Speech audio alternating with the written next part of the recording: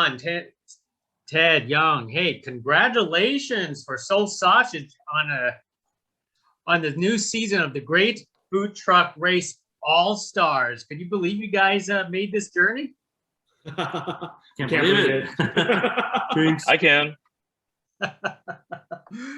Well, let's start with the easy question. Ted and Yong, it's been 9 years, 9 whole years since you guys were a part of this great food truck race. How does it feel coming back to the show that practically started you guys? It feels like a full circle, man. I feel like we were just starting when we jumped onto the first show, but now it just feels like we did one of the whole loop around, and we're just kind of doing it again. It's almost like deja vu in a little weird way. Yeah, when we set foot on that truck, it was like surreal. We're like, yeah, it was like deja vu, and yeah, it was great. Han, for you, this is entirely new experience for you. How was it for you being on this show for the very first time and actually competing with the two brothers? It was amazing. I I came in with one expectation, and then I left a lot closer, believe it or not, with the boys from Soul Sausage. We've done so many awesome events. Obviously, we're really tight friends, but we really became each other's keeper during the season, and it was phenomenal. It was great. We started out as friends, but we ended up as sausage brothers. Yeah, I think it's so funny because I think right when we all got home, I'd text you I made it back. I'm home. What are you guys doing? I miss Korean food. It was pretty cool. It was awesome though. I think the pressure really expedited us exploring a deeper friendship than we have, So it was great. We had to get going right away. So there was no hand holding period. It was great. I loved it. Wow. I'm always curious when people like yourselves go on these shows and you're running, actual businesses, in real life. How do you find the time to actually do something on the show, or do you have really trustworthy managers and other people to support you? We actually have a funny story. On the last day of filming, our cargo van got stolen. So we were about to film the episode, and then we got a call from our manager saying, hey, we don't know where the car is. So we had to deal with that in between takes and stuff. So it's we had a good team watch over the stuff. I don't know, I'm sure Han has a great team too, but we were gone for we were gone. And our we were gone. Still ran, so we're very grateful. I'm my own worst employee, so my business thrived without me. It was incredible. I came back and they just told me don't come back into the kitchen. We got this. So it was great. I have a fantastic team up here, and they really covered the bases for me when I was gone. Wow.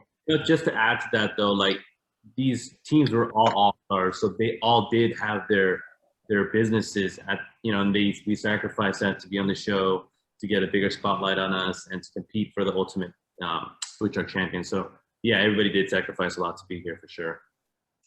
Yeah. Was it intimidating to compete with these other all-stars, or did you by chance try to do a little bit of research by watching some of the previous seasons? I mean, we knew all the teams because we're food truck alumni, and it's almost like a brotherhood and a sisterhood of all the people that were on there. So we're very familiar with all the teams, and the first day of the shoot, you just kind of check out all the other teams, and every team was just very fierce. And every team was pretty stacked. Yeah, every team came to play, so it felt like the NBA bubble. We were Ted gets scared really easily. Yeah, not really, but every team was strong, so you felt that presence. Well, most excellent. Now, knowing this is the Bay Area, not Southern California, where SoCal has a great taste for Korean, but the Bay Area, they like to gear themselves towards more Chinese and so on. Was that always in the back of your mind, or you knew Korea Korean taste will go far anywhere. Let's answer that.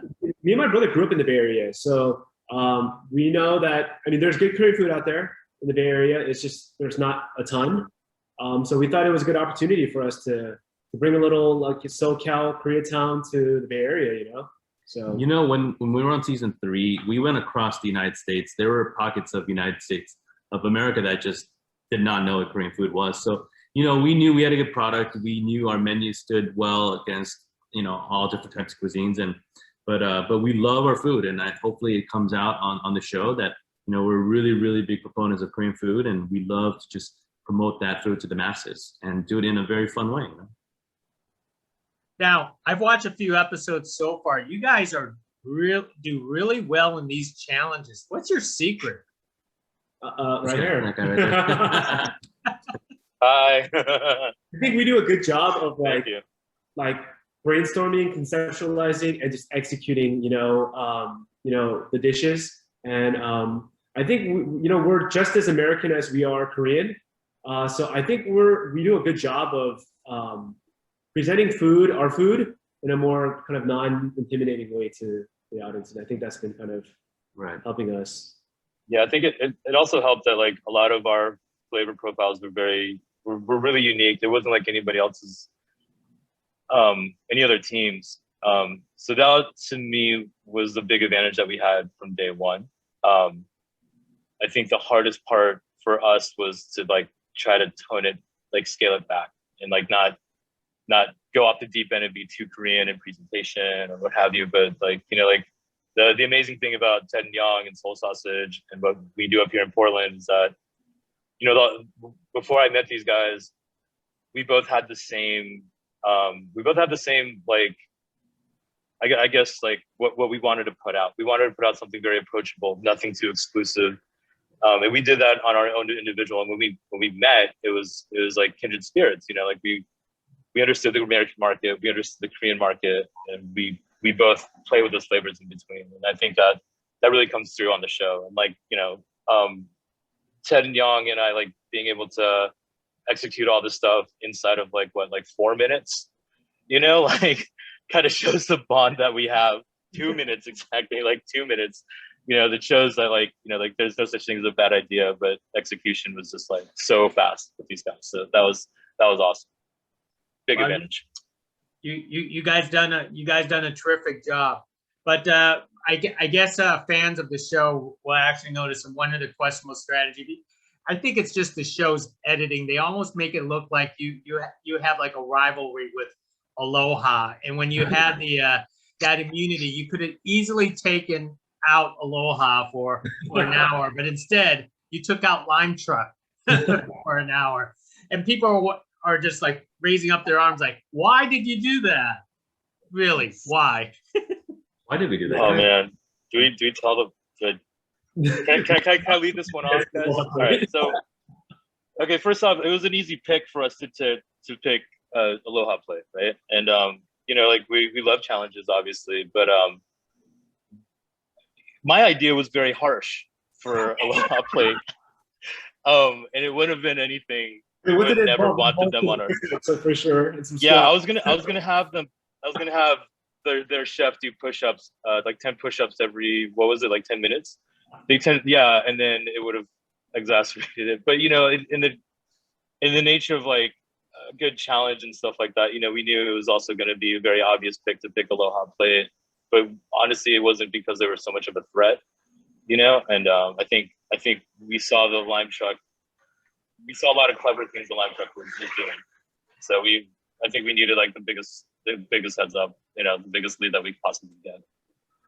Wow, most excellent. Good thing I'm talking to Lime Truck in a moment too. So this Lime Truck.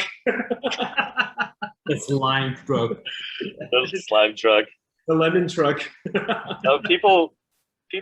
There's some people that like this food. Well, let me leave it with one more thought, because 9 years ago, one of the things about Soul Sausage going on the show was you guys didn't make any sausages. Will we finally see you make sausages this time around, or are we going to have to be disappointed and visit you in real life to see these sausages? Well, I mean, our sausages is hard to compete with that sausage, man, because they wouldn't let us use our sausages, so we'd have to make them fresh. And if you could just imagine us pumping out sausages, we would not be competitive. But our sausages are available on Goldbelly. We ship nationwide, so you're welcome to try them through there. But yeah, you want to add to that, Yong? I mean, our flavors and you know, like what we do with the sausage, it comes out in some of the other menu items. But you know, on the season 3, we made these rice balls that became a huge hit. And with this season, there's also a lot of menu items that a lot of people are talking about already. So hopefully, there's new items to look forward to, and such as the pasta dish that kind of making a lot of appearances. And hopefully, you guys get to taste it here soon. You know, we're gonna have some announcements coming as well. Yeah, so stay tuned. We're trying to evolve, you know. Most excellent. Hey, Ted, Yong, Han. Hey, thank you for speaking with me. I'm already starving, so I guess I'll have to go online and order your guys' food. Thank you so much. Thank you, guys. Awesome. Thanks for having us, Gig. Hey, not a problem. Thank you. Next time. Good luck. Have a good one.